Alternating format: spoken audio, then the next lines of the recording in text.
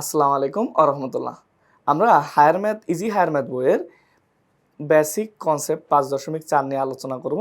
তো চলো ভিডিওটা শুরু করা যাক। দুই চলক বিশিষ্ট দ্বিঘাত সমীকরণ জোট।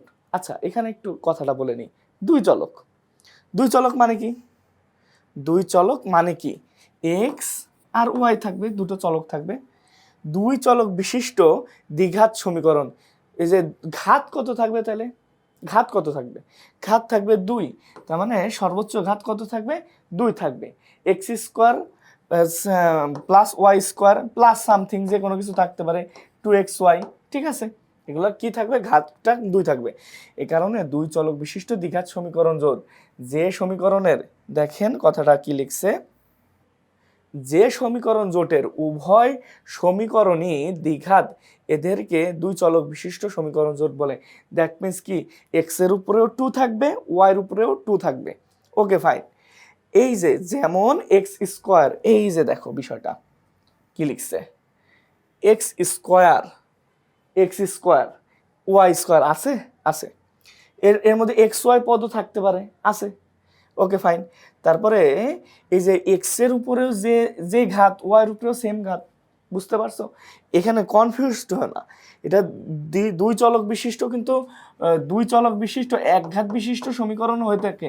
X plus Y equal to something.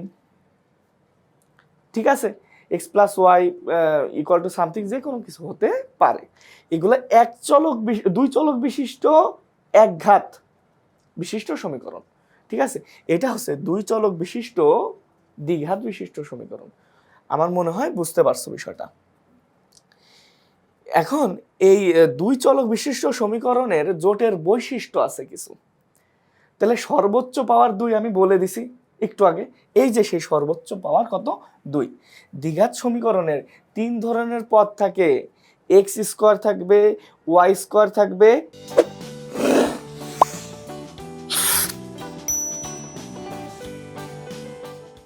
X Y থাকবে। এই 3টা পদ থাকবেই। তোমরা মনে করতে পারো, আচ্ছা স্যার এইখানে সাপোজ এরকম আছে যে X square plus Y square equal to 0। এটাও কিন্তু দ্বিঘাত বিশিষ্ট সমীকরণ। এটাও কিন্তু দ্বিঘাত বিশিষ্ট সমীকরণ। তো 2xyটা কিভাবে আছে? এটার সহগটা আছে 0 আকারে। আমি একটু বলি বিষয়টা। এখানে এইভাবে আছে সহগটা। সহগটা কিভাবে আছে? তাহলে X square plus Y square plus 0xy। তার মানে এটা সহগটা কত আছে? 0 আছে। বুঝতে পারলা? তো এটাই আর কি।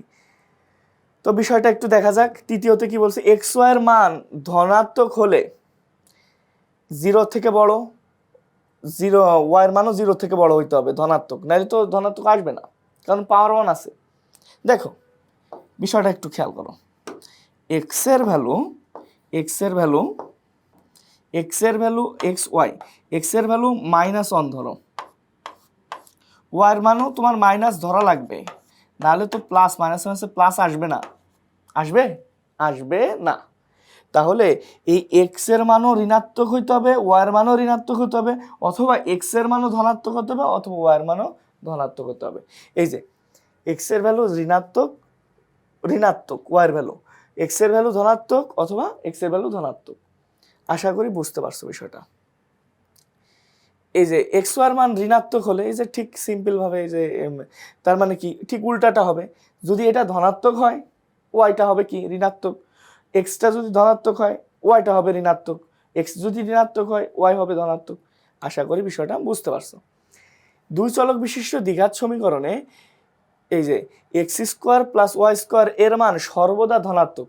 কারণ তোমার যে কোনো পূর্ণ সংখ্যার বর্গ, সেটা কি হবে? ধনাত্মক হবে। তো পূর্ণ সংখ্যার বর্গের সমষ্টি কি হবে? ধনাত্মক কি হবে? সিম্পল হিসাব। আবারও বলতেছি, সাপোজ এক্স এর মান -2, এক্স এর মান কি হবে? -2 স্কোয়ার, ওয়াই এর মান র্যান্ডম একটা ধরে নাও 3, -3 বা +3 ধরলা, সমস্যা নেই। এখানে +3 ধরে করো। সাপোজ এটা হচ্ছে +3 স্কোয়ার। তাহলে -2 উপরে স্কোয়ার আসতেছে 4, 3 উপরে স্কোয়ার কত আসতেছে? 9। তাহলে এইটা দেখো সর্বটা কি আসতেছে, মানটা ধনাত্মক আসতেছে, পজিটিভ। এই কারণে বলা যায় দুটি সংখ্যার যে কোনো সংখ্যার বর্গ সেটা ধনাত্মক, ঠিক আছে, সেটা ধনাত্মক নাম্বার হবে। তাহলে এদের বর্গের সমষ্টি কি হবে, সর্বদা ধনাত্মক হবে। তো এই তোমাদের 5.4 যে বেসিক কনসেপ্টটা এই পর্যন্তই। পরবর্তী পর্বের জন্য আমন্ত্রণ রইল। আল্লাহ হাফেজ।